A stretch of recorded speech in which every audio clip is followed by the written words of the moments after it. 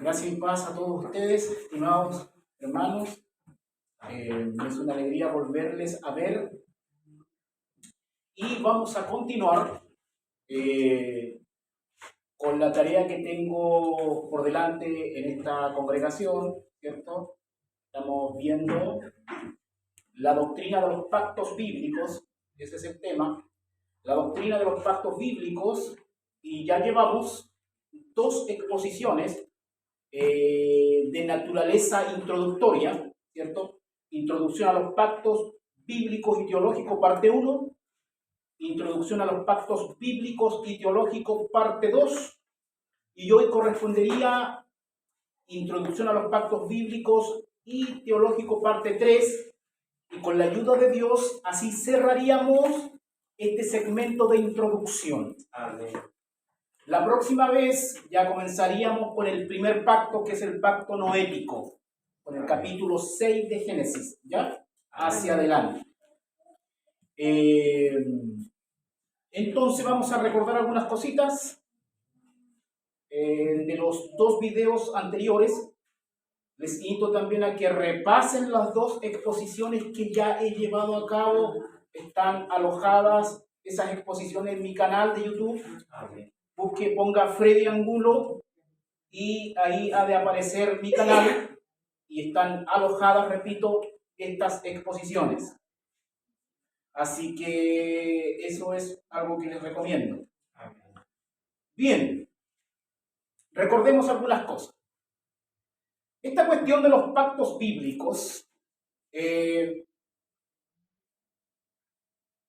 pretendo desarrollarlos en 4 categorías metodológicas. Nosotros vimos el concepto de pacto, o sea, el significado de pacto, una definición de pacto, eso lo vimos en el primer video. También vimos la naturaleza de los pactos. Ahí dijimos cosas como, por ejemplo, que hay pactos condicionales, hay pactos incondicionales, que hay pactos temporales y que hay pactos eternos, etc.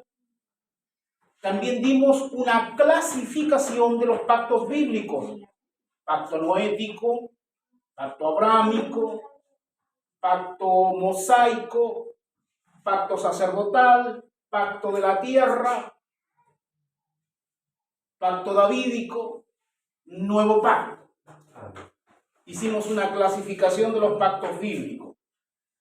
Entonces, hasta el momento vamos a ir básicamente concepto de pacto, naturaleza de los pactos, clasificación de los pactos, y falta una última categoría que ya la comenzamos en el video anterior, que es sistemas teológicos y pactos.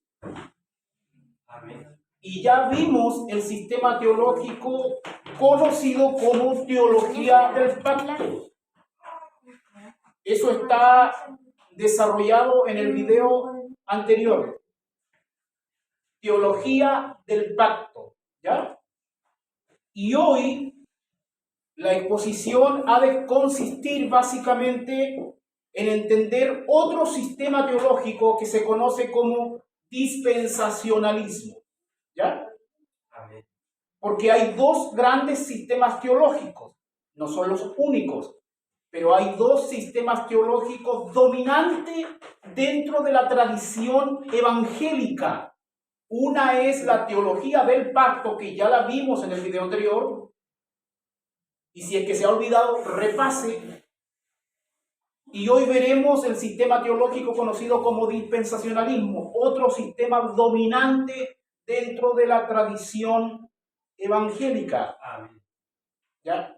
Alguien puede decir en este momento tantos nombres complicados, tanta terminología técnica, pero hay cosas que se deben enseñar porque son necesarias. Amén. A tal punto son necesarias de que cuando usted canta alabanzas, como las que pudo cantar hoy o en otra oportunidad, usted, cuando es consciente de esta cuestión que estamos enseñando, usted empieza a examinar las alabanzas, las estrofas, las letras, los reglones. Y cuando usted entiende estos sistemas teológicos, usted entiende si una alabanza X, ¿a qué sistema teológico rinde tributo? Las alabanzas son tributarias de algún sistema teológico. De ahí la importancia de saber qué sistema me está diciendo la verdad, o en qué punto me dice la verdad, en qué punto se aparta de la verdad, etc. Por eso es que esta cuestión de los pactos bíblicos, de los sistemas teológicos, es algo que incide en nuestra adoración práctica, aun cuando nosotros no hayamos nunca escuchado la terminología técnica. Nos influye igual. Porque usted se supone que está cantando a su Señor, ¿no? Amén. Y se supone que usted quiere cantar la verdad, ¿o no? Amén. Por ejemplo, yo escuchaba ayer cómo se estudiaba las alabanzas que se iban a cantar o las alabanzas que se están cantando en esta congregación. De hecho, desde que comencé a venir acá, el hermano Franco está a cargo de esa cuestión de las alabanzas, etcétera, etcétera, bueno, él canta, ahora nuestra hermana Cristina, etcétera. Pero el punto es que hay una preocupación por lo que se canta. Gloria a Dios. Y eso es muy bueno. Porque en las congregaciones locales a veces no existe esa preocupación y se canta cualquier cosa. Una persona puede estar muy emocionado cantando y puede incluso estar cantando de buena fe, pero sin embargo la letra que está cantando no es bíblica. Amén. ¿Me está siguiendo? Amén. ¿Por qué? Porque nosotros cuando cantamos teología. Entonces la pregunta es, ¿esa teología es bíblica? ¿Esa teología realmente honra a Dios? Mire, voy más allá. Incluso alguien con una letra puede estar honrando a Dios, pero honrando a Dios fuera de los márgenes bíblicos. Amén. Por ejemplo, un texto X de la Biblia, una persona puede estar interpretando un texto X de la Biblia y puede decir, Dios es grande, Dios es rey, Dios es omnipotente, Dios es soberano. Puede estar diciendo eso. ¿Y quién va a decir? ¿Quién va a estar en contra de eso? Nadie, ¿cierto? Sin embargo, no tiene nada que ver con el texto.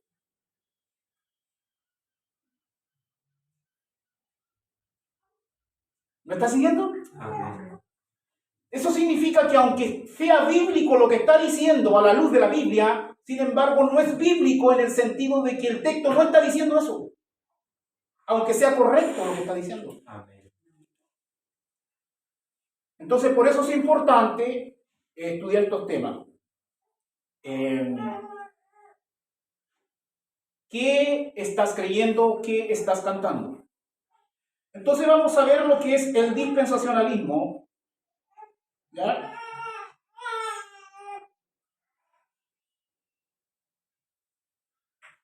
A ver, vamos a ver algunas cosas con respecto al dispensacionalismo. Vamos a ver el concepto de dispensacionalismo. ¿Qué es lo que significa dispensacionalismo? Eso es lo primero que vamos a ver. ¿Qué significa dispensacionalismo? O sea que cuando usted escuche la palabra dispensacionalismo, usted entienda a grandes rasgos qué significa. Gloria a Dios. Usted solo está comenzando en esta carrera, esto es una cuestión de toda la vida. Amén. Pero al menos que capture lo central de cada concepto. O que lo que entienda le ayude para que después usted solo siga estudiando. ¿Ya? Amén. Como que sean principios rectores para su disciplina personal de estudio. Entonces, el primer punto es, ¿qué es el dispensacionalismo o concepto de dispensacionalismo? ¿Ya? El segundo punto que vamos a ver es la hermenéutica del dispensacionalismo. O sea, cómo el dispensacionalismo interpreta la Biblia. No voy a agotar el tema, que quede claro, porque es un mundo de información. Amén. Así que yo he tomado con pinza las cosas que voy a decir, tratando de buscar las cuestiones más características del sistema. Gloria a Dios. Concepto de dispensacionalismo, la hermenéutica del dispensacionalismo, es decir, cómo este sistema interpreta la Biblia. ¿Ya? Y también vamos a ver la eclesiología del dispensacionalismo. Eclesiología es la doctrina de la iglesia, es decir, ¿qué cosa piensa el dispensacionalismo que es la iglesia? Porque la teología del pacto que vimos la vez pasada también tiene una opinión con respecto a lo que es la iglesia. Amén. La teología del pacto también tiene una opinión con respecto a cómo se interpreta la Biblia. Y no en todo concuerdan con el otro sistema. Pero cuando uno no está consciente de esta cuestión, estas ideas invaden las iglesias locales y de repente hay una mezcla rara. ¿Y cómo llegan a las iglesias locales? A través de los predicadores, a través de las alabanzas, Amén. a través de las conversaciones de pasillo. Estos sistemas teológicos, esto va a ser como un título de película, estos sistemas teológicos están entre nosotros. Pero no siempre estamos conscientes de ello y no siempre estamos conscientes de sus implicancias, aunque existen las implicancias. Puede ser que usted sea más del pacto de lo que cree. Y puede ser que usted sea más dispensacionalista de lo que cree y ni siquiera está consciente de ello. Entonces mi tarea como expositor es, en primer lugar, hacerles conscientes. En primer lugar es levantar la alfombra y evidenciar las cucarachas teológicas. De ahí vamos a ver si matamos a algunas y dejamos otras. Ese ya sería un segundo nivel, pero el primer nivel es: existen cucarachas teológicas. Ah, mira, estaban ahí, yo no las veía, pero estaban ahí. Ese es uno de los propósitos de estas exposiciones. Entonces vamos a ver el concepto de dispensacionalismo, la hermenéutica del dispensacionalismo, la eclesiología del dispensacionalismo y finalmente vamos a ver la escatología del dispensacionalismo. Es decir, lo que el dispensacionalismo predica con respecto a los acontecimientos del fin. Amén. En términos sencillos ahora, ¿yo por qué uso el tecnicismo? Yo podría evitar el tecnicismo. Pero ¿por qué yo lo uso a pesar de que es algo técnico? Lo uso porque usted en algún libro, en alguna conversación, en algún video, se va a encontrar con esa terminología. Amén. Entonces yo quiero dársela a entender. Por eso no evito el tecnicismo. Obviamente trato de reducirlo al máximo, pero lo que uso, darlo a entender. Entonces ahora lo voy a explicar en sencillo. Con respecto al concepto del dispensacionalismo, básicamente es ¿qué es el dispensacionalismo? Con respecto a la hermenéutica dispensacionalista, básicamente es cómo interpreta la Biblia el dispensacionalismo. Con respecto a la eclesiología, es básicamente qué piensa el dispensacionalismo de qué es la iglesia. Entonces me hago eso. Y la escatología es cuáles son los acontecimientos proféticos que cree el dispensacionalismo.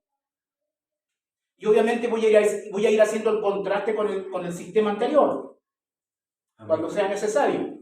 ¿Ya?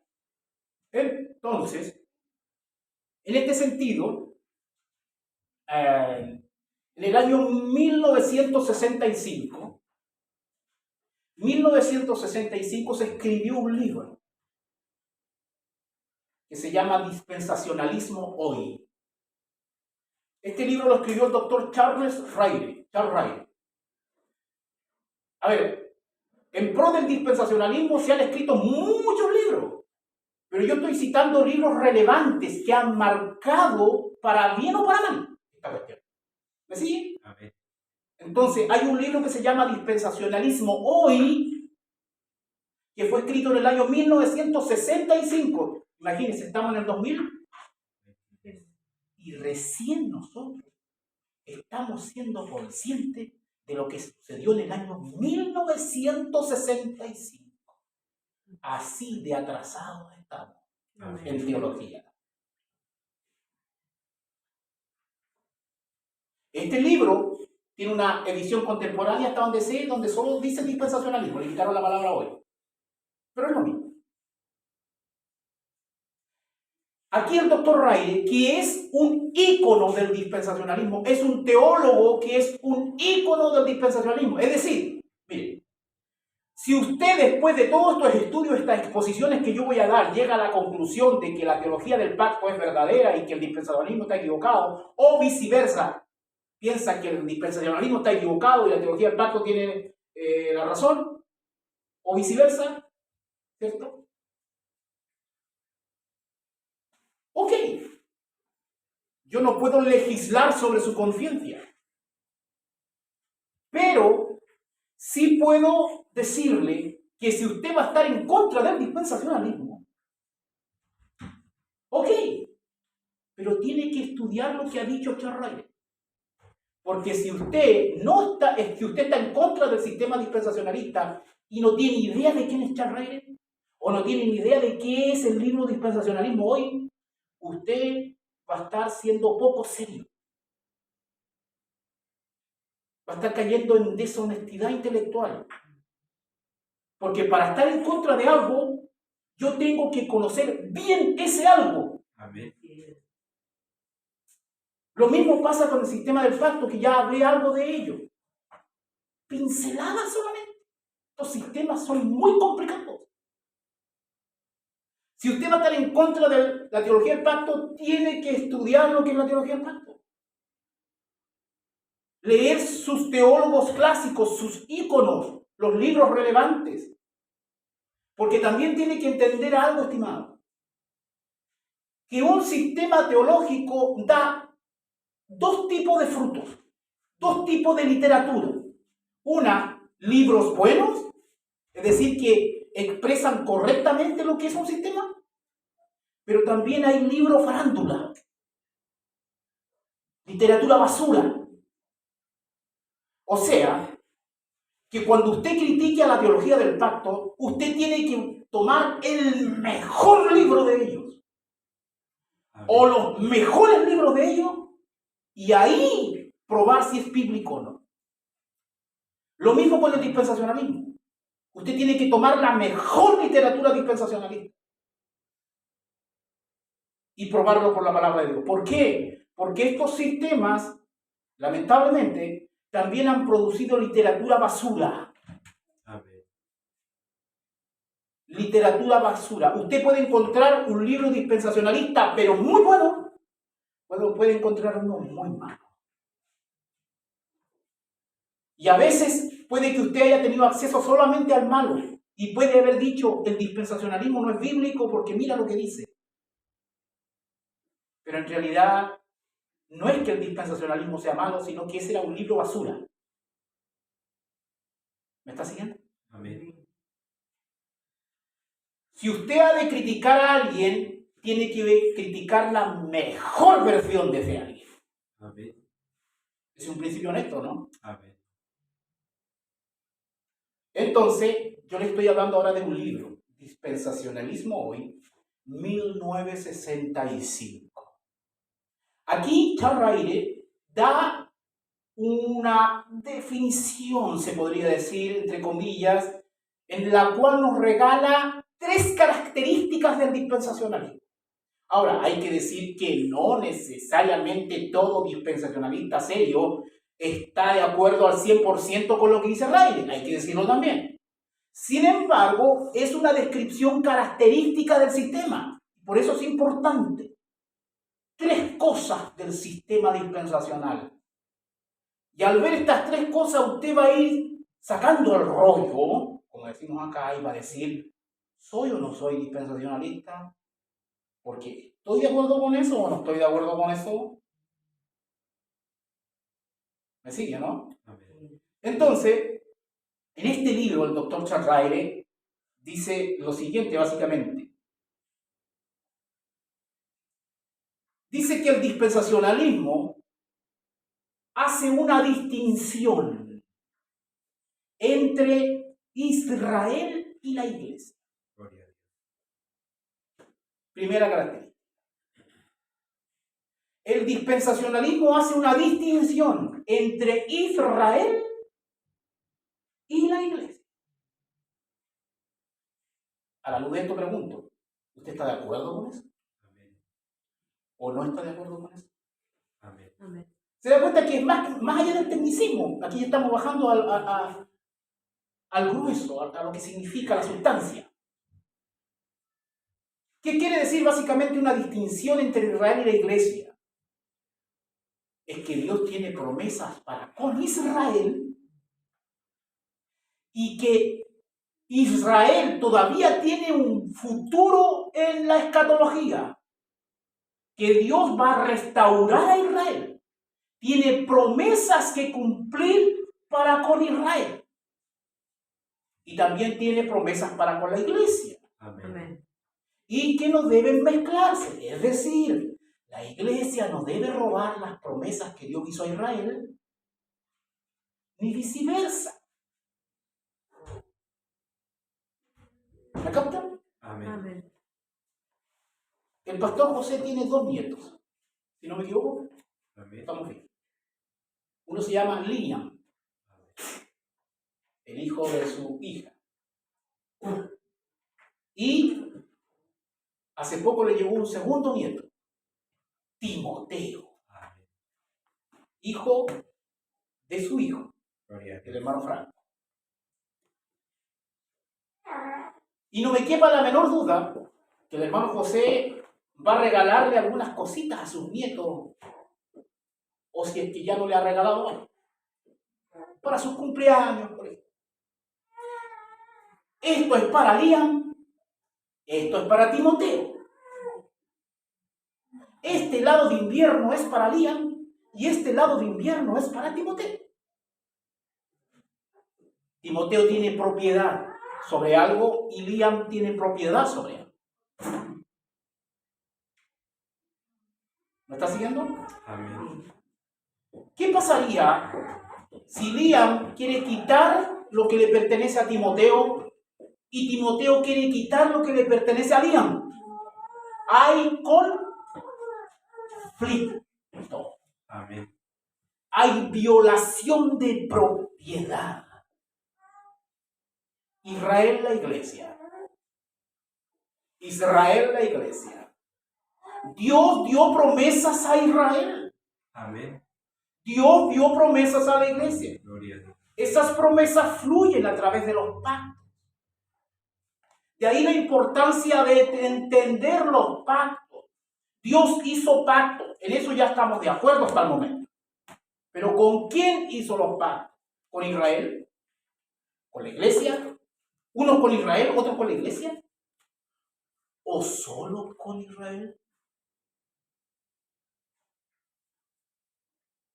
¿Me está siguiendo la implicancia? Amén. Porque cada pacto es un racimo de uva de promesas bíblicas, que si uno la exprime, cae el jugo de la promesa de Dios.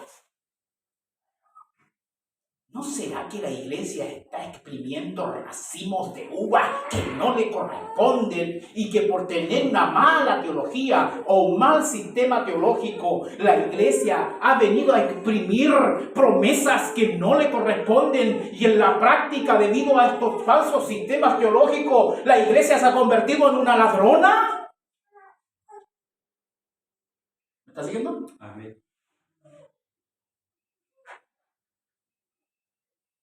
Por eso es importante. Esa es la primera característica y hay mucho más que decir. Con eso no podemos escribir un libro o varios. Porque podríamos recorrer toda la Biblia viendo las distinciones entre Israel y la iglesia. Pero vamos a pasar a la segunda característica. El dispensacionalismo se caracteriza por un enfoque a la hermenéutica llamada interpretación literal.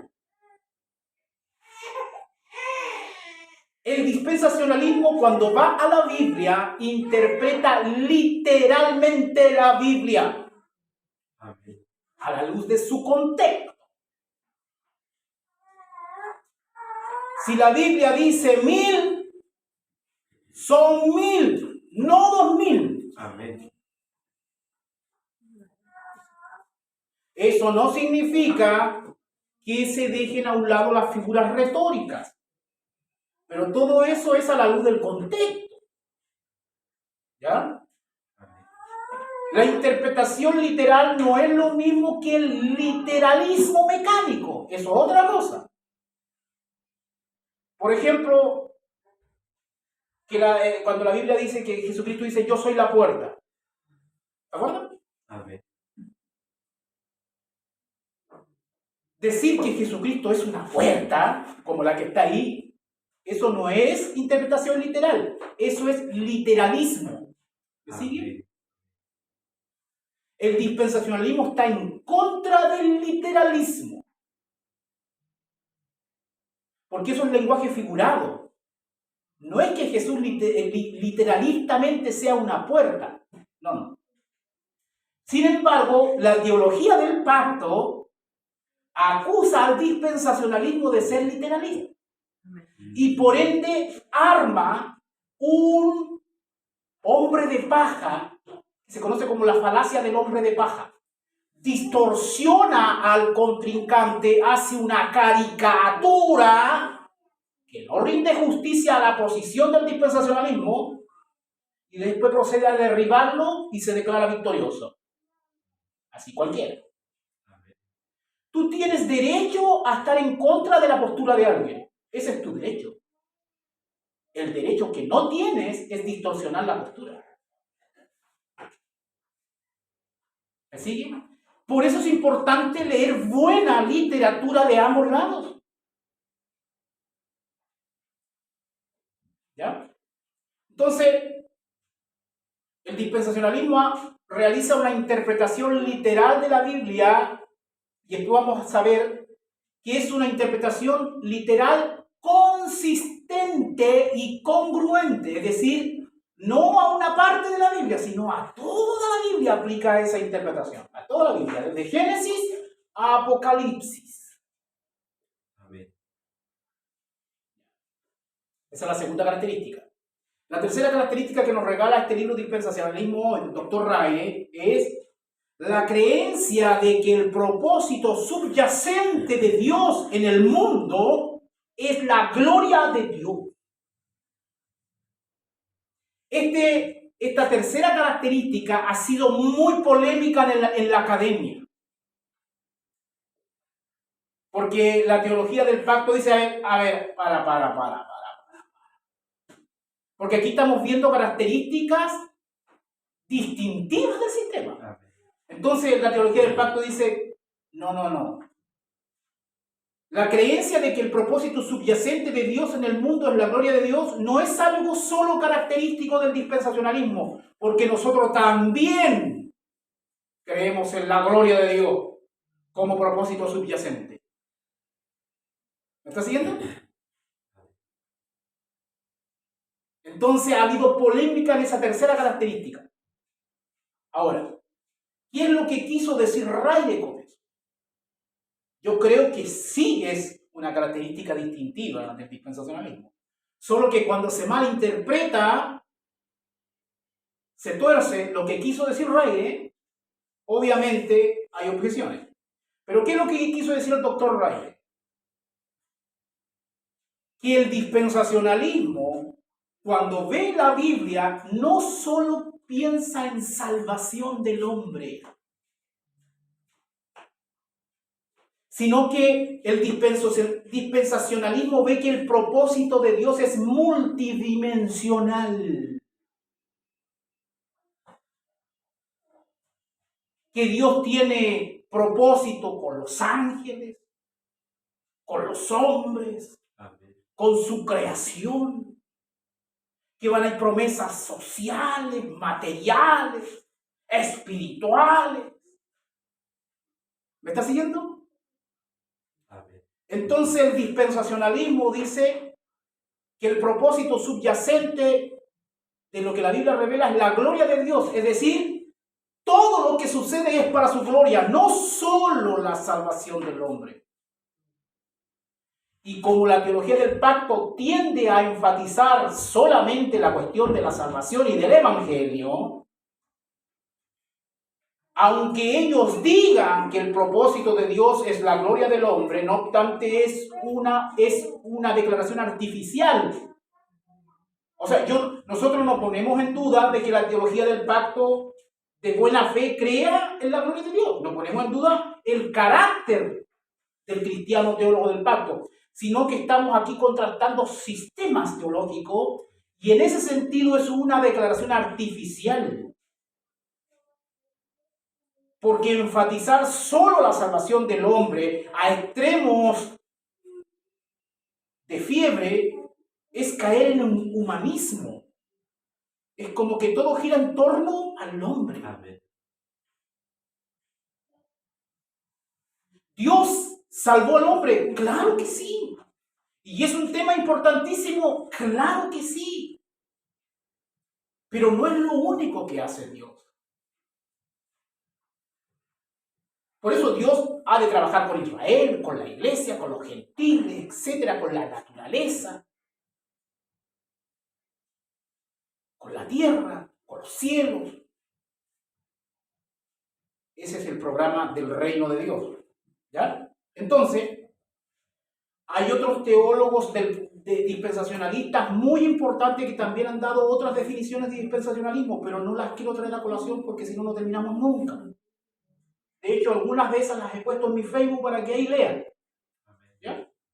Pasemos al segundo punto, la hermenéutica del dispensacionalismo. Ahora estos puntos, estas categorías están relacionadas, así que vamos a seguir repitiendo algunas cosas de manera tangencial.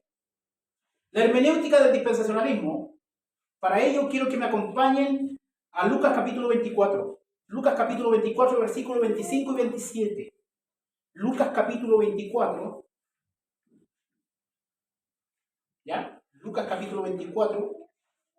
Ahí me van diciendo más o menos cuánto llevo para que tenga un marco de referencia. 32.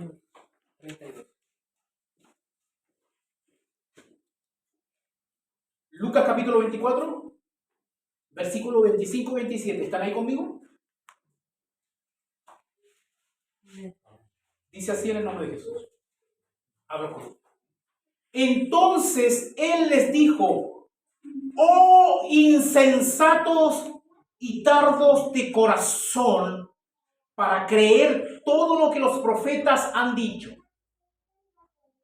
¿No era necesario que el Cristo padeciera estas cosas y que entrara en su gloria? Mira esta parte. Y comenzando desde Moisés, desde Moisés, y siguiendo por todos los profetas, les declaraba en todas las escrituras, lo que de él decían. Camino a Emaús. ¿Te acuerdas del contexto? Ahí Jesucristo dio un seminario de cristología del Antiguo Testamento. Jesucristo habló de él y reprende a estas personas y le dice, entonces les dijo: oh insensatos y tardos de corazón para creer todo lo que los profetas han dicho. Los trata de insensatos, tardos de corazón. ¿Saben ustedes que la razón de fondo para no entender la Escritura, aunque hay cosas difíciles de entender, dejamos eso ahí, pero el mensaje principal de la Escritura no es que la gente no lo entienda porque usan excusas como que yo no entiendo cuando leo la Biblia? El problema no está acá, mire. No es cognitivo. El problema es volitivo. Está en la voluntad. Por eso aquí son reprendidos, dicen, porque aquí está en el contexto donde Jesucristo había sido crucificado, ¿me entiendes? Había recibido muchos padecimientos, entonces dice, andaban todos alborotados. Algunos decían que había resucitado, pero ¿será verdad o no será verdad? ¿Entienden? Entonces él les dijo, oh insensatos y tardos de corazón, para creer todo lo que los profetas han dicho. O sea, en otras palabras, el Antiguo Testamento está clarito. Insensatos, tardos de corazón. ¿Sí? No necesitaban una revelación ultra macro espectacular neotestamentaria, no, porque los profetas del Antiguo Testamento hablaron clarito. Amén. Por eso, necios, insensatos de corazón, para creer todo lo que los profetas han dicho. Y aquí les dice una pregunta. ¿No era necesario que el Cristo padeciera estas cosas? Porque Cristo lo había padecido, lo habían golpeado, lo habían crucificado. Y lo que Cristo está diciendo, oye, pero si esto está escrito, pero si esto se sabe, pero si los profetas ya lo dijeron ya, ¿cómo tan insensato? ¿Por qué andáis todo triste?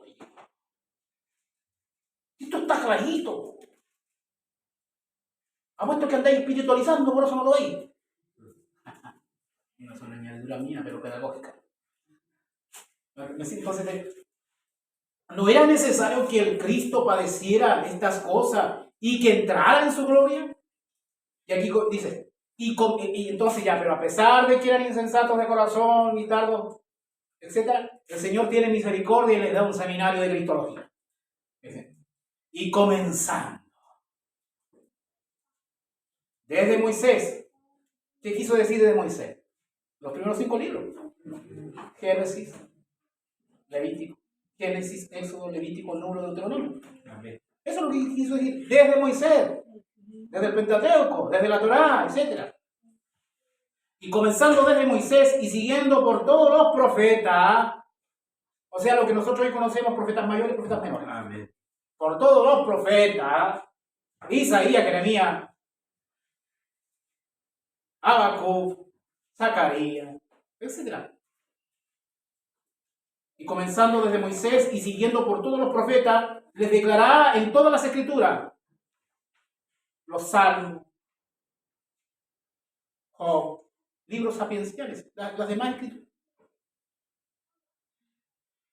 Esther, etc. Libro histórico, todas las demás escrituras. Esta es una división del Antiguo Testamento. Moisés, profetas y las demás escrituras. ¿Pero qué les decía? Les decía, les declaraba en todas las escrituras lo que de él decían. O sea, lo que la ley dice de Cristo, lo que los profetas dicen de Cristo y lo que las demás escrituras dicen de Cristo. Amén. Ahora, es aquí donde hay una diferencia entre la teología del pacto y el dispensacionalismo. La teología del pacto, cuando lee esto y dice, y comenzando desde Moisés y siguiendo por todos los profetas, le declaraba en todas las escrituras lo que de él decían, concluye, en su posición más extrema, que Cristo aparece en cada texto del Antiguo Testamento. Amén.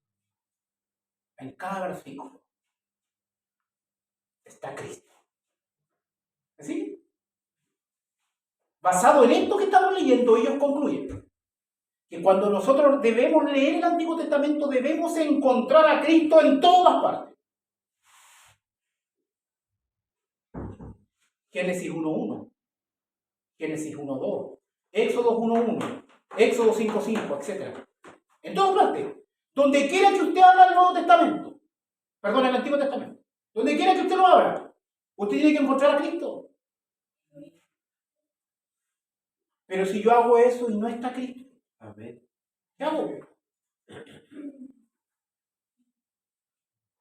Entonces, como la teología del pacto en el fondo sabe que a buenas y a primeras Cristo no está, Sin embargo, su tesis es que Cristo debe estar, ¿qué hace? Espiritualizado. Amén. Porque la única forma de que yo haga ver que Cristo sí está en todas partes es espiritualizado. Y si es que la espiritualización y la alegorización fuera un método interpretativo legítimo, Cristo sí yo lo podría encontrar en cada parte del Antiguo Testamento. Entonces la cuestión es legítimo espiritualizar? La teología del pacto dice que sí, a la luz de Lucas, capítulo 24, versículos 25-27. ¿Por qué? Porque Cristo les habló de lo que Moisés decía de él, lo que los profetas decían de él y lo que los demás escritos decían de él. Entonces Cristo tiene que estar en cada parte. El dispensacionalista, el otro sistema dice no. No dice eso Lucas. Lucas no dice que Cristo va a estar en cada texto, en cada reglón, y en cada capítulo, en cada pasaje, en cada versículo. No, no dice eso. Lo que está diciendo es que básicamente en las grandes categorías del Antiguo Testamento, el Moisés, ¿entiendes? 5 libros. Profetas, categorías grandes. Y los escritos. ¿Moisés habla de Cristo? Sí. ¿Los profetas hablan de Cristo? Sí. ¿Los demás escritos hablan de Cristo? Sí. Pero no en cada texto. No en cada versículo. Amén. No en cada renglón. ¿Me entienden la diferencia? Amén. ¿Por qué? Porque el dispensacionalista dice método gramático histórico literal. O sea, no se espiritualiza nada. No necesito espiritualizar para encontrar a Cristo, porque Cristo es evidente, dice el dispensacionalista. Amén. ¿Y eso está de acuerdo con la reprensión de Jesús? Amén. ¿Cuál fue la reprensión de Jesús? Entonces les dijo, oh insensatos y tardos de corazón, para creer todo lo que los profetas han dicho. O sea, no hay que espiritualizarlo, está claro. Pero no está en todas partes. Amén. Está en las grandes categorías. Entonces la tesis es, ¿el Antiguo Testamento habla de Cristo? Claro que sí. Eso se conoce como hermenéutica cristotélica. Todo el Antiguo Testamento apunta a Cristo. Pero decir que en cada texto Cristo está, eso se conoce como hermenéutica cristocéntrica o histórico-redentora, que es tributaria de la teología del pacto. ¿Me está entendiendo Amén. Amén. la lógica? Amén. Ya. Dejémoslo ahí, hay mucho más que hablar, hay todo un libro para analizar ese versículo. Podría estudiar el libro del doctor Abner Chao. Estoy seguro que él le va a decir chao con la teología del pacto. Otro versículo, otra prueba. Lucas capítulo 1. Lucas 1, 31 al 33. Lucas 1, 31 al 33. Estamos viendo la hermenéutica dispensacional en contraste con la teología del pacto. ¿Ya? Lucas capítulo 1, versículo 31 y 33. La idea es no encontrar a la fuerza cristos artificiales donde no existen. No hacer decir a la Biblia lo que la Biblia nunca dijo. O sea, no hay que ser más cristiano que Cristo. No hay que cristianizar el Antiguo Testamento artificialmente.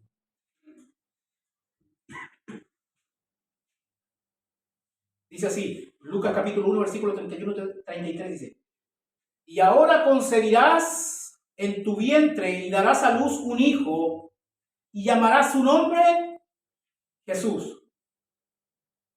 Este será grande y será llamado Hijo del Altísimo, y el Señor Dios le dará el trono de David su padre, y reinará sobre la casa de Jacob para siempre, y su reino no tendrá fin. ¿Qué hace el teólogo del pacto con esto, por ejemplo?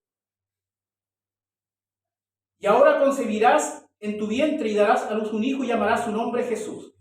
Ellos dicen que creen en un Jesús literal. ¿Estamos bien? Creen en un embarazo literal. ¿Cierto? En el 81, versículo 81. Un embarazo literal, aplicando el método literal. Pero cuando van a los versículos 32 y 33, se dan una vuelta de carnero Las volteretas tan famosas en Chile, usted sabe.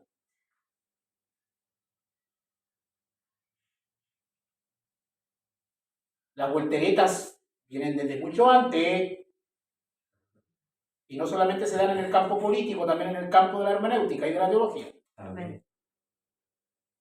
Este será grande y será llamado Hijo del Altísimo, dice, y el Señor le dará el trono de David, tenga acá, trono de David, y reinará, reino, sobre la casa de Jacob, para siempre, y su reino no tendrá fin. El teólogo del pacto dice que el trono de David aquí es el trono donde Cristo está actualmente sentado en el cielo.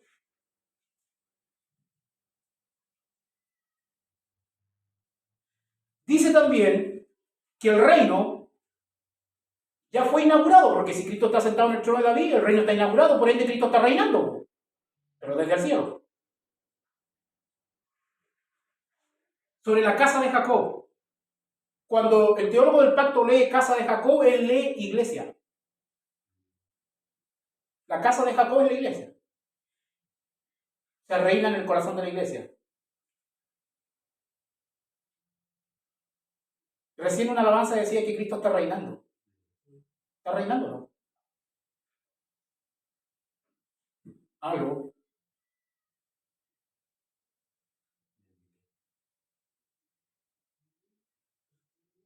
Hay que interpretar la alabanza y decir en qué sentido lo está diciendo. Amén. Primero, porque Cristo está reinando. Si pensamos en Cristo, Cristo es Dios, Cristo sí está reinando. Amén. Siempre ha reinado. ¿Me sigue? Amén. Su reino es eterno. Ese es el reino universal. El trono universal. La Biblia dice, Jehová estableció en los cielos su trono y su reino permanece para siempre. Y su reino domina sobre todo, Y su reino domina sobre todo. Ese reino tiene que ser establecido. No, ese siempre ha sido estable. Ese es de la eternidad hasta la eternidad. Entonces, ¿cómo cantaría un dispensacionalista cuando se dice que Cristo está reinando? Estaría pensando en eso. Amén. Pero no en el trono de David. Amén. No en el reino davídico, porque en el reino davídico Cristo aún no se sienta en el trono davídico. Se va a sentar cuando venga en su segunda venida, al final de la tribulación escatológica, y recién ahí comenzará a reinar en el milenio. Amén. Entonces la pregunta que debemos hacernos, ¿quién hizo esa alabanza? ¿Qué teología tenía? ¿Qué es lo que quería decir? ¿Se estaba refiriendo al reino davídico? Si se refiere al reino davídico, esa alabanza está mintiendo. Amén. Si se refiere al reino universal, está correcto. Por eso que las alabanzas deben ser analizadas bajo la lupa de la teología. Pero dentro de la teología hay sistemas teológicos que compiten. ¿Se da cuenta la trascendencia y la importancia práctica? Amén. No, aquí yo no estoy juzgando la buena fe. ¿Me entiendes? No sé si me entiendes. Estamos hablando de si la teología es buena o es mala. Amén. Si yo le contara todas las cosas que hice teológicamente en el pasado, consciente o inconscientemente, terrible, hermano, terrible. De hecho, a mí me gustaba alegorizar y espiritualizar mucho cuando yo predicaba. Lo encontraba tan lindo, tan espiritual, tan... Y lo literal así era como muy carnal, porque uno, como que uno quería encontrar algo en la Biblia, algo que nadie más veía y que tú no más veías. Amén. Entonces era como más espiritual, como que tú implícitamente le decías a la congregación, lo que le querías decir es, ¿cómo habrá buscado al Señor este hermano que ve lo que nadie más ve? ¿Me entiendes, no? Amén. Por eso que la espiritualización estimula el ego. Amén. Amén. Porque tienes una sensación de ver lo que otros no ven.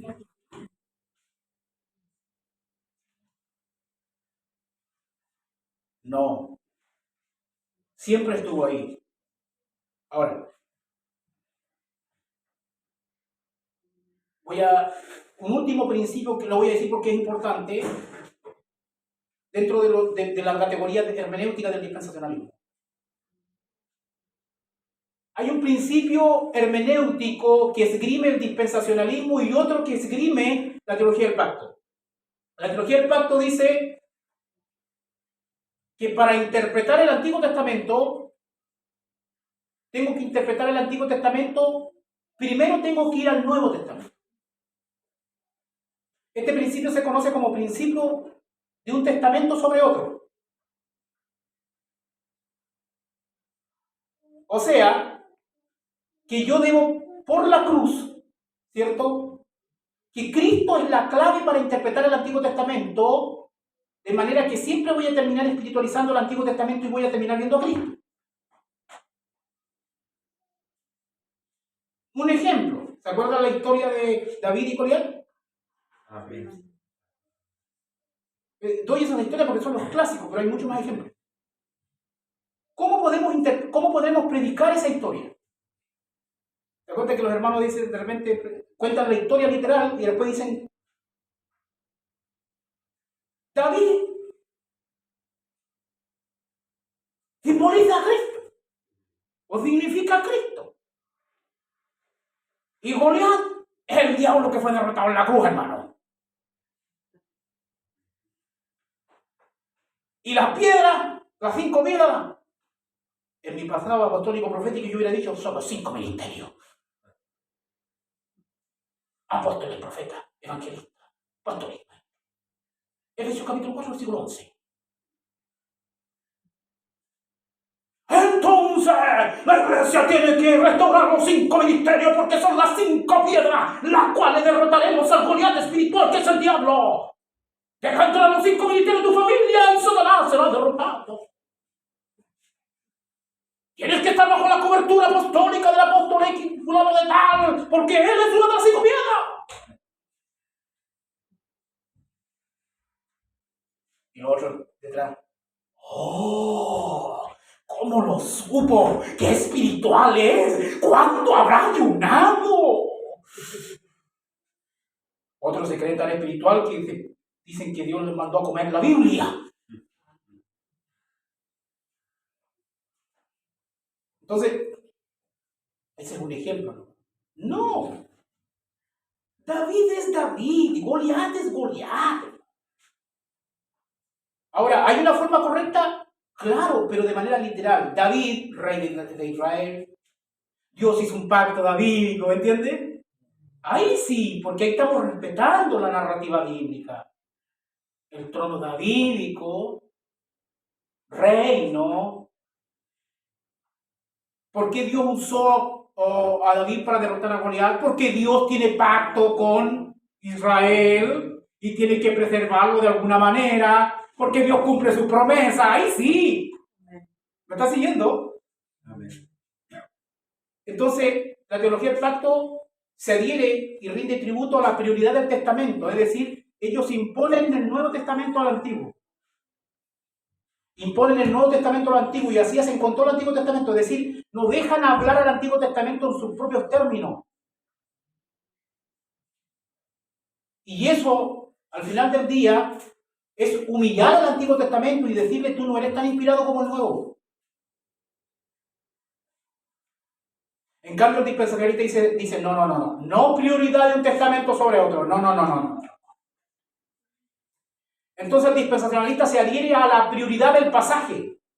Esa es la diferencia. ¿Qué dice el dispensacionalista? Dice, da lo mismo si el texto está en el Antiguo o Nuevo Testamento. Donde esté, tiene que respetar el contexto inmediato. La prioridad del pasaje.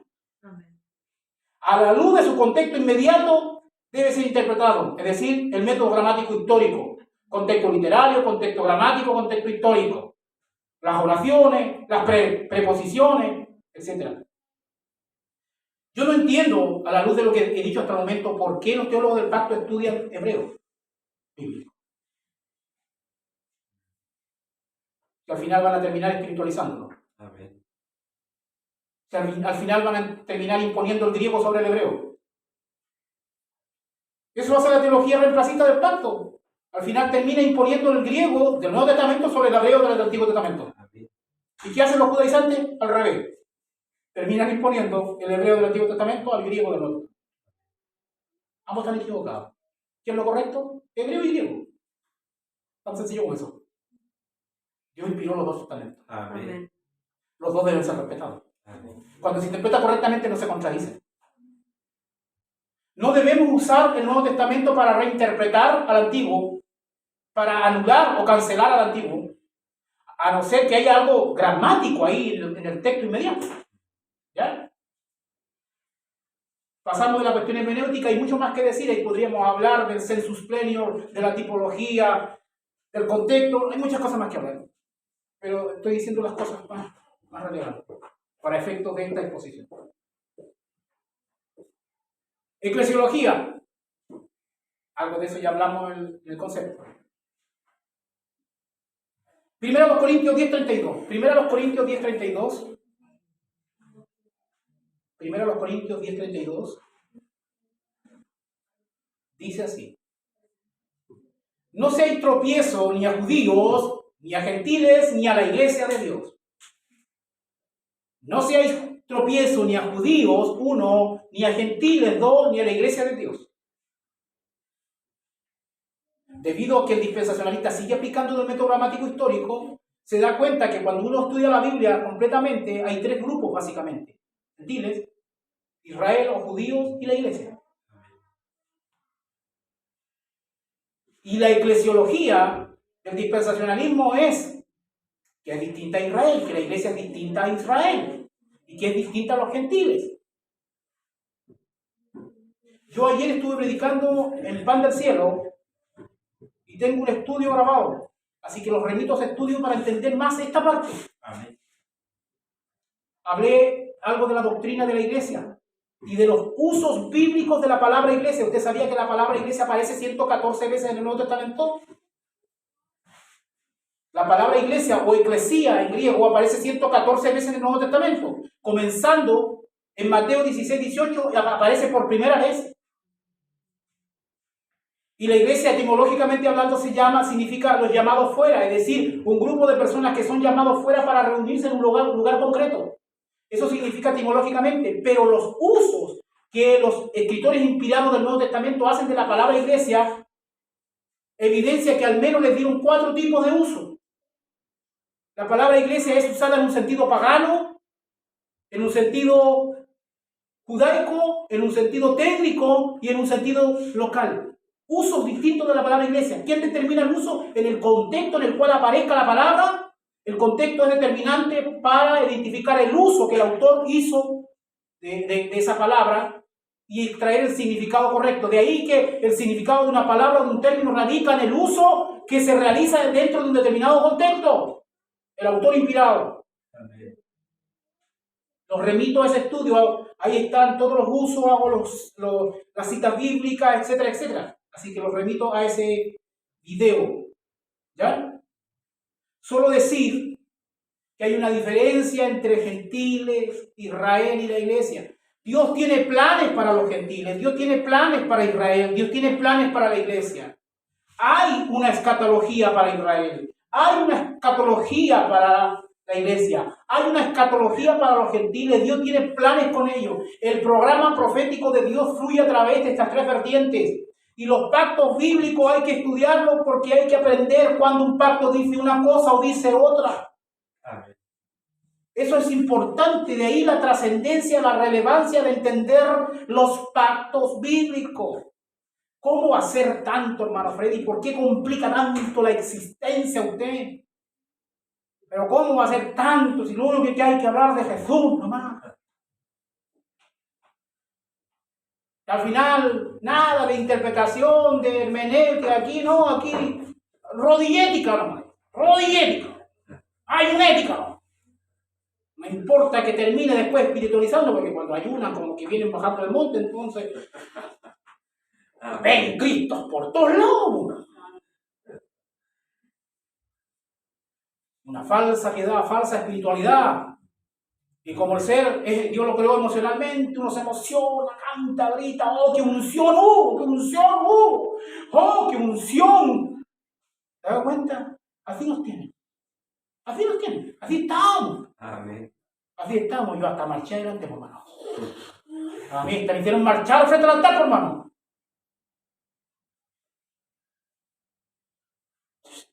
A ver, ¿cuánto dieron las 7 vueltas de Jericó?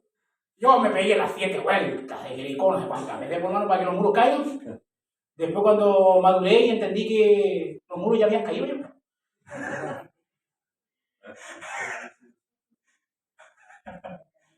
Yo no sé para qué quieren botar los muros si los muros ya cayeron ya. Pues.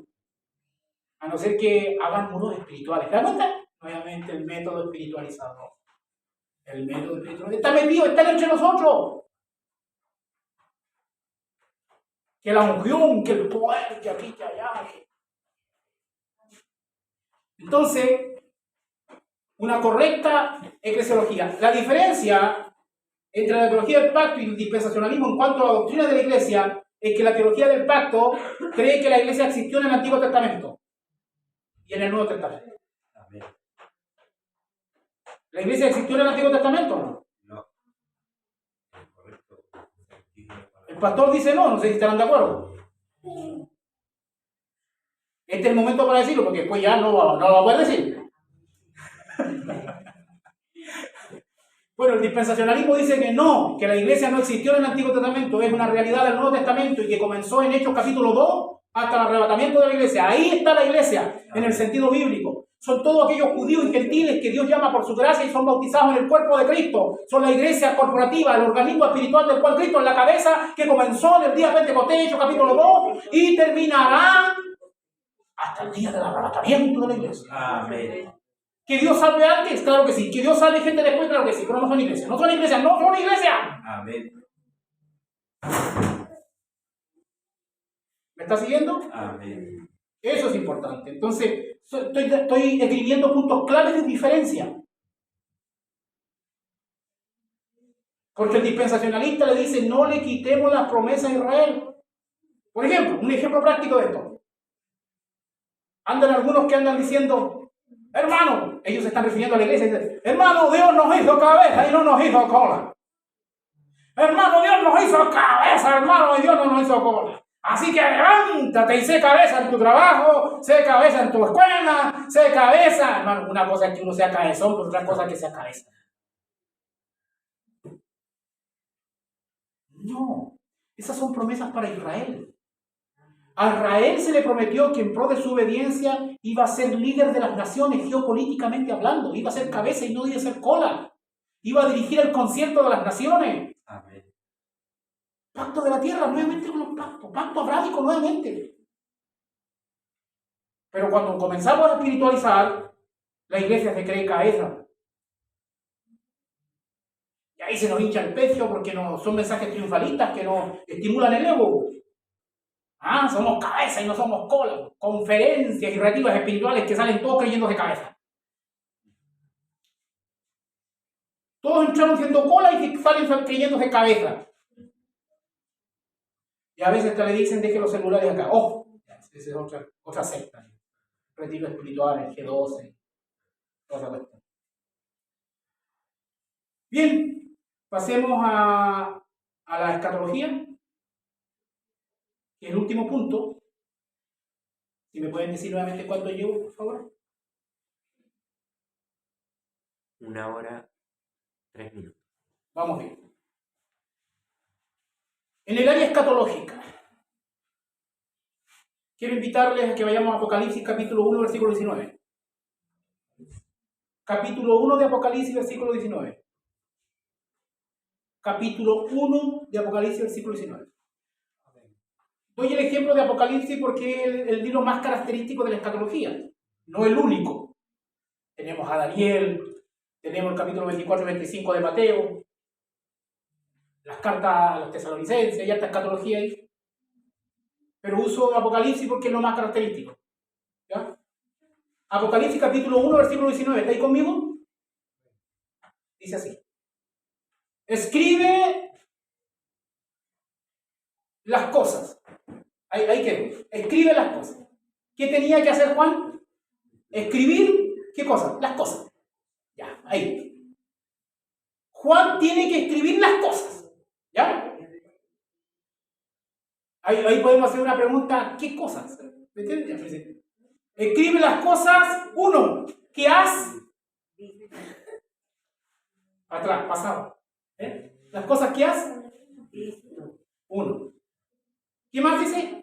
y las que Son. presente. Y las que han de ser después de estas. Futuro, futuro. O sea, las que vio, pasado, las que son presente y las que son después de estas presentes, la futuro. O sea, que aquí en capítulo 1, versículo 19, se nos da la estructura del libro de Apocalipsis, pero es una estructura inspirada. Entonces, ¿cuántos capítulos tiene el libro de Apocalipsis? ¿22? Ya. Entonces hay que ver cuáles son las que vio, cuáles son las que son y cuáles las que son después de esto. ¿Me sigue, no? Capítulo 1. Son las que ha visto, las cosas que ha visto. Capítulo 2 y capítulo 3 son las cosas que son.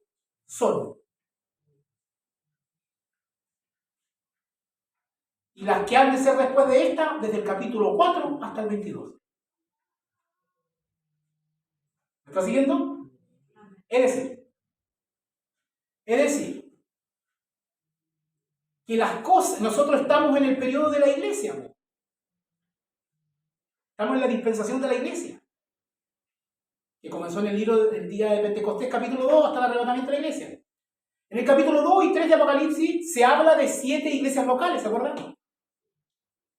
Éfeso, Esmirna, Pérgamo, Tiatira, Sardis, Filadelfia, Odisea. Iglesias locales. En ese sentido son iglesias locales, pero estamos en el periodo de la iglesia, ese es el punto. Estamos en la dispensación de la iglesia.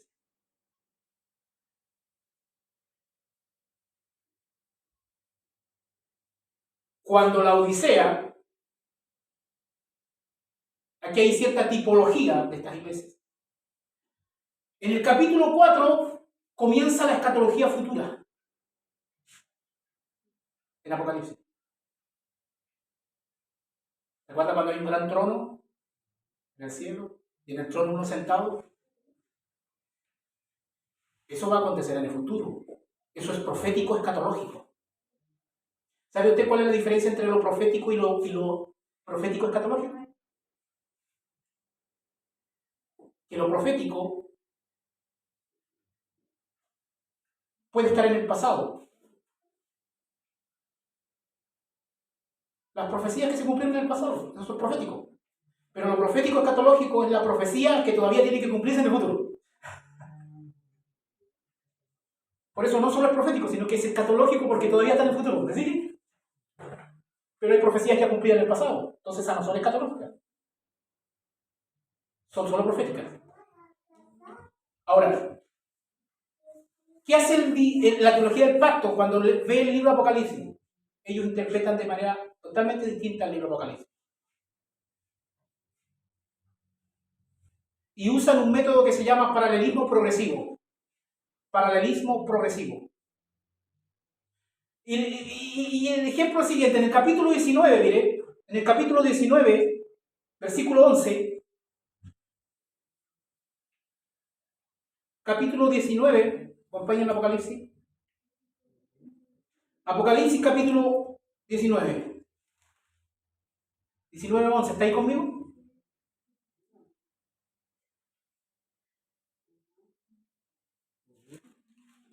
¿Ya? Voy a decir. Entonces vi el cielo abierto, Apocalipsis 19:11. Entonces vi el cielo abierto, y he aquí un caballo blanco, y el que lo montaba se llamaba Fiel y Verdadero, y con justicia juzga y pelea.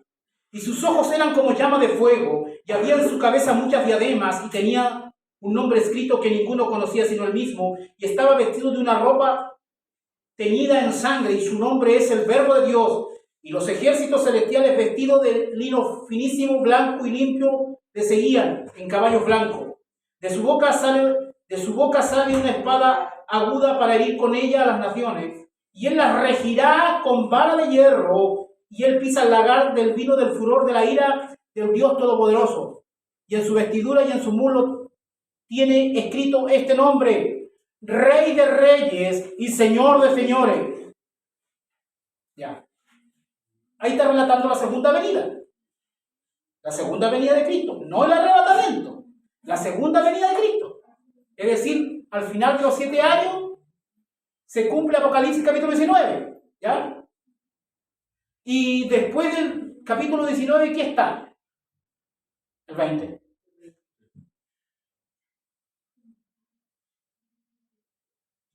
Nosotros nos reímos, yo también me río. Se supone que el 20 va después del 19, ¿cierto? Alguien puede decir, hermano Freddy, ¿qué tontería está diciendo? Eso es obvio, hermano Freddy. Pero hay teólogos del pacto que creen que el 20 no viene después del 19.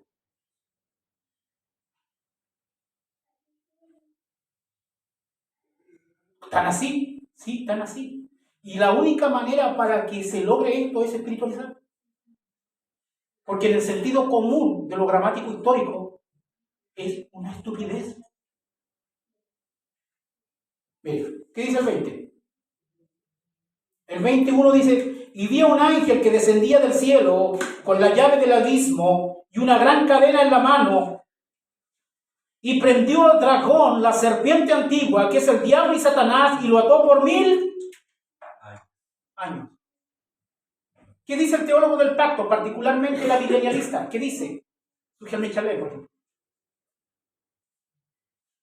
Que cuando el capítulo 20 comienza, Dios te vuelve al comienzo de la historia. O sea, que el capítulo 20, el comienzo del capítulo 20, que es el milenio, no está detrás de la segunda venida que está en el capítulo 19. Sino que Dios te vuelve al comienzo, es decir, antes de la segunda venida, te vuelve a la primera venida. O sea que el capítulo 20 se refiere a la primera venida, porque te trae al comienzo. De tal manera que el 19 termina siendo detrás del 20, y el 20 delante del 19. De manera que la primera venida inauguró el milenio. Por ende ya estamos en el milenio, dice la milenialista. Y la segunda venida está después del milenio, o sea, el 19 después del 20. Técnicamente este se llama el método del paralelismo progresivo. Así interpretan el Apocalipsis, no respetando el capítulo 1, versículo 19 que acabamos de ver, que nos daba la estructura del Apocalipsis. ¿Cómo se logra esto? Espiritualizando. De otra forma no se puede. Amén. Es más, si el método espiritualizador fuera verdad, tendrían razón. El problema está que yo no quiero espiritualizar la Biblia. Porque espiritualizando la Biblia podemos decir cualquier cosa. ¿Quién más había orado dice algo nuevo? Porque la interpretación ya radica en la soberanía del intérprete y no en el texto, no en el autor del texto. Entonces para ellos ya estamos en el milenio, pero como saben que no les va a cuadrar literalmente con lo que se relata en el capítulo 20, tienen que espiritualizar el milenio. Y como ya tenían interpretado que Cristo ya estaba sentado en el trono de David en el cielo, espiritualizando otra escritura que ya vimos, entonces les calza con su espiritualización. Espiritualización con espiritualización le calza. La primera venida se estableció el reino davídico, pero espiritualizado. ¿Ah? Que quede claro, espiritualizado. Según él. Los postmileniales, que es otro fruto de la teología del pacto, dicen que el reino ya fue inaugurado al comienzo, pero eso tiene que irse manifestando en la tierra poco a poco con la predicación. Una pequeña variante, pero al final es la misma cuestión. ¿Estamos en el milenio o no? No. Los teólogos del pacto dicen que sí. Los dispensacionalistas dicen que no. El milenio, hermanos, es como una gran laguna al final de los tiempos. Todos los pactos, como verdaderos ríos o riachuelos, llegan a esa gran laguna. ¿Entienden? Amén. Entonces, si ya estamos en el milenio, eso significa que de alguna forma los pactos ya se han cumplido, pero espiritualmente, ya en nosotros. Pero si El milenio está después del capítulo 19. Mira las cosas que estoy diciendo. Si el 20 está después del 19, si en una de esas los dispensacionalistas tenemos razón y en una de esas tenemos razón que el 20 está después del 19, entonces los pactos todavía no se han cumplido. Hay muchos que aún no se han cumplido y que tienen que cumplirse literalmente. Amén. Por eso que la teología del pacto también va a espiritualizar los pactos en su interpretación de los pactos, y el dispensacionalismo va a interpretar los pactos de manera distinta a los teólogos del pacto. O sea, al final del día, la gran diferencia entre el sistema dispensacional y los otros sistemas, aunque el dispensacionalismo sea considerado la fea del baile, la gran diferencia es a nivel hermenéutico. Métodos hermenéuticos distintos que aplican a la escritura. Esa es la gran diferencia. Charles Ryder nos dio 3 características. Hay otros autores que nos dan 6, etc. del dispensacionalismo. Yo pienso que la gran diferencia entre el dispensacionalismo y los demás es simplemente que el dispensacionalismo hace una aplicación consistente y coherente del método gramático histórico de interpretación. Si tú aplicas el método gramático histórico de interpretación de manera consistente y congruente, no te quedará otra opción que decir que el dispensacionalismo rinde más justicia a la revelación de Dios. Amén. La verdadera batalla es a nivel hermenéutico, a nivel de interpretación, a nivel de cuál es el método de interpretación correcto. En otras palabras, ¿le creo a Dios o tuerzo a Dios? ¿Quién tuerce a Dios, el dispensacionalismo o la teología del pacto? Esa es la pregunta al final del día.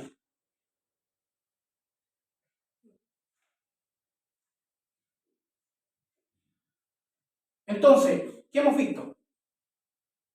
Hemos visto el concepto de dispensacionalismo, hemos visto la hermenéutica del dispensacionalismo, hemos visto la doctrina de la iglesia del dispensacionalismo, hemos visto la escatología del dispensacionalismo y hemos hecho unos pequeños ejemplos a nivel de contraste con el otro sistema, el pacto. Son pinceladas. Cada una de estas categorías que esgrimí son un mundo, hay mucho que decir. Pero esto tiene como propósito ser introducción. Porque después cuando vayamos viendo pacto por pacto, yo les voy a ir diciendo, ¿qué dice la teología del pacto con respecto a este punto? ¿Qué dice el dispensacionalismo con respecto a este punto? Para ir separando las aguas, los gatos acá, los perros acá, los gansos acá, las gallinas acá. No hay que confundir, hermano. Una vez andaba con un hermano por un campo, y este hermano, no sé, parece que nunca había ido al campo, no sé. Íbamos pasando por una casa, por fuera del auto, y de repente habían unos pavos allá afuera, en la pampa. Y el hermano me dice, hermano Freddy, mira, tremenda gallina.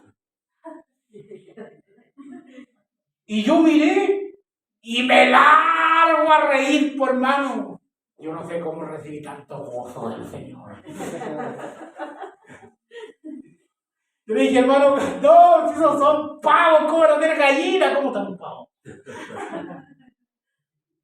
Pero lo que me dio risa es que cómo no ibas a conocer a los hijos de qué mundo vive.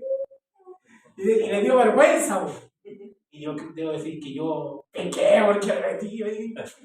No, perdóname, Señor, está pagando la cruz. Entonces, ¿qué quiero decir con eso? Que cuando uno entiende los dos sistemas teológicos, no confunde a los pavos con gallinas, por mano. Las gallinas son gallinas y los pavos son pavos. Entonces digo, como eso, los pavos aquí y las gallinas acá. Entonces, cuando interpretemos los pactos bíblicos, la teología del pacto dice esto, el dispensacionalismo dice esto. Después decimos, ¿quién le hace más justicia al texto? ¿Quién honra al texto? Esa es la idea, ese es el ejercicio. Por esa razón, la introducción. Porque te da la plataforma para poder analizar los pactos. ¿Me comprendió el punto, la idea? Entonces, yo creo que hasta aquí quedamos. Gracias por escuchar y repasen los videos que van a estar en el canal. porque ya la próxima vez que venga vamos a continuar con el libro romano, sermón número 9, pero la próxima vez, si Dios lo permite, ya seguimos con el primer pacto, pacto noético. Amén. Pacto noético. Oramos al Señor. Gracias, Señor, por tu palabra. Gracias por guiarme. Gracias por la comprensión que has regalado a mis hermanos. Gracias por la luz que has derramado sobre tu pueblo, sobre tu iglesia, Señor. Queremos vivir a través de ella. Y danos la fuerza, Señor, para bendecirte, para glorificarte, para honrarte en la práctica, Señor. En el nombre de Jesús, tu Hijo. Amén. Y amén. Pastor, pasa.